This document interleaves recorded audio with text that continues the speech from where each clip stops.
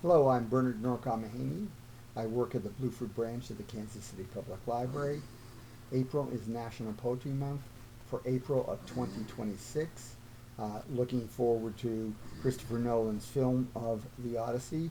I am reading the first four books of the Odyssey in George Chapman's translation.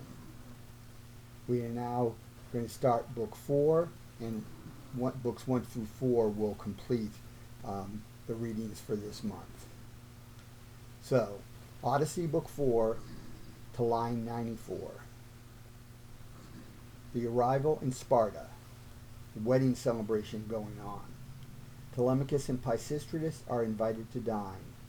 Telemachus is amazed at the golden hall and wonders if Zeus has such a hall.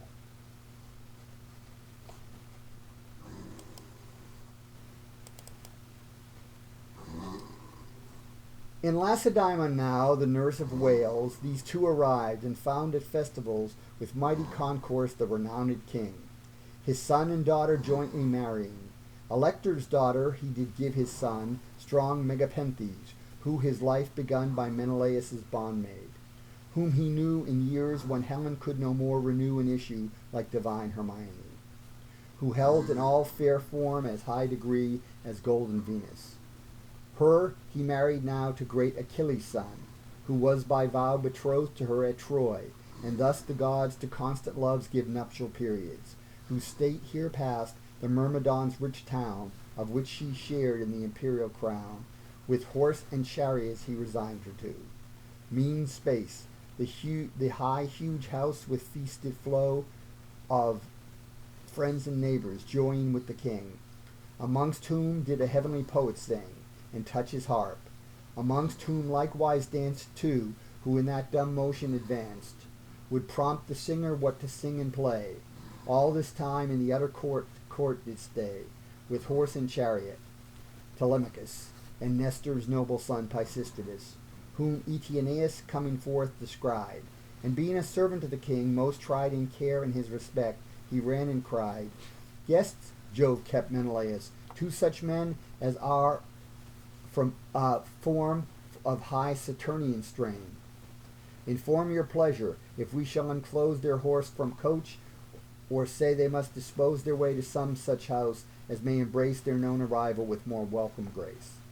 He angry answered, Thou didst never show thyself a fool, boy Phidias, till now, but now, as if turned child, a child of speech vents thy vain spirits.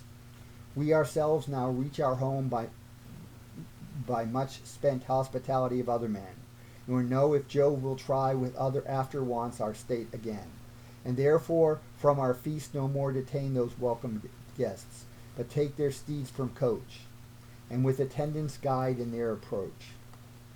This said, he rushed abroad, and called some more tried in such service, that together bore up to the guests, and took their steeds that sweat beneath the yokes from coach. At mangers set, wheat and white barley gave them mixed, and placed their chariot by a wall so clear it cast a light quite through it. And then they led their guests to the divine house, which so fed their eyes at all parts with illustrious sights, that admiration seized them. Like the lights the sun and moon gave, all the palace threw a luster through it, satiate with whose view down to the king's most bright kept baths they went, where handmaids did their services present, bathed, bombed them, shirts and well-napped weeds put on, and by Atrides' side set each his throne. Then did the handmaid royal water bring, and to a laver rich and glittering of massy gold poured, and which she placed upon a silver cauldron, into which might run the water as they washed. Then set she near a polished table, of which all the cheer the present could afford a reverend dame, that kept the larder set. A cook then came, and divers dishes borne thence, served again, furnished the board with bowls of gold, and then, his right hand giving the guest, Atrides said, Eat and be cheerful. Appetite allayed, I long to ask, of what stock ye descend. For not from parents whose race nameless end, we must derive your offspring. Men obscure could get none such as you. The portraiture of Jove sustained in scepter-bearing kings, your either person in his presence brings.